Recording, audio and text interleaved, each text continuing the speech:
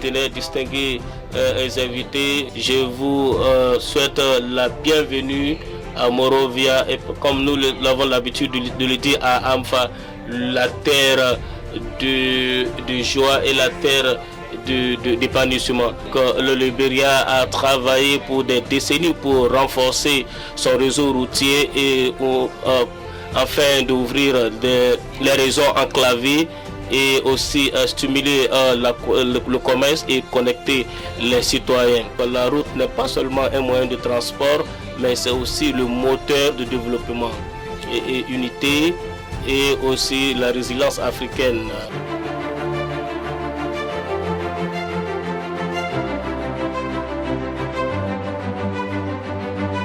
Le plan national de développement de Libéria de 2025-2029 alloue 25% du budget d'investissement au fonds d'infrastructures routières.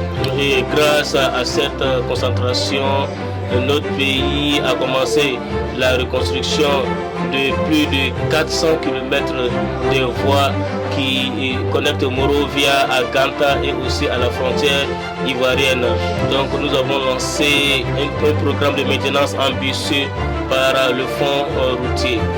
Et donc ces efforts démontrent notre croyance que la route est un instrument pour une croissance inclusive et une unité nationale.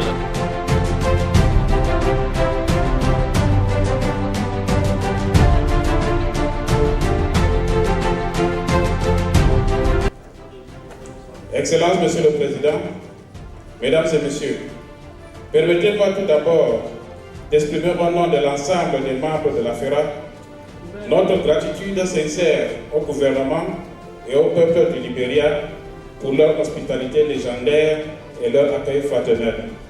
Nous sommes réunis sous le thème d'une portée stratégique exceptionnelle, financement innovant et durabilité des infrastructures routières face aux défis climatiques et de mobilité en Afrique. Ce thème exprime avec justesse les préoccupations et les ambitions de notre continent. Comment financer durablement nos routes? Comment les protéger face au changement climatique?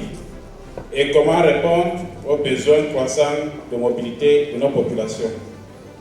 Excellences, Monsieur le Président, Mesdames et Messieurs, aujourd'hui, plus de 80% du commerce africain dépend du transport routier, mais seulement 43% du réseau routier continental est en bon état. Paradoxalement, près de 300 millions d'Africains demeurent encore sans accès régulier à une route praticable en tout temps. Ces chiffres, tirés des études conjointes de la Banque africaine de développement, de la Commission économique africaine, du programme de politique de transport en Afrique, en abrégé SSATP, illustrent l'ampleur du défi, mais aussi le champ immense des opportunités qui s'offrent à nous.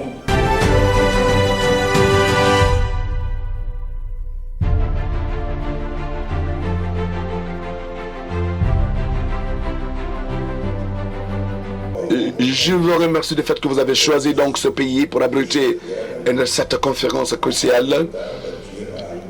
Alors que moi je sais sans doute, alors que vous êtes en train maintenant de voir l'hospitalité de notre pays, je prie que vous encore continuez à réjouir dans l'hospitalité libérienne. Alors de Tomogui, de Kétélé, c'est donc la nourriture libérienne, et que les débats soient fructueux.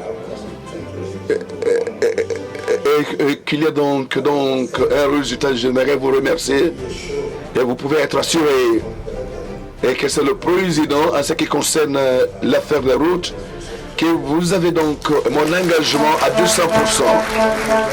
Merci très infiniment. Je vous souhaite et que nous remercions les ministres des Transports et des autres du fait qu'ils vous ont appuyé, du fait qu'ils ont en train de faire la construction de l'école. Merci que Dieu vous bénisse.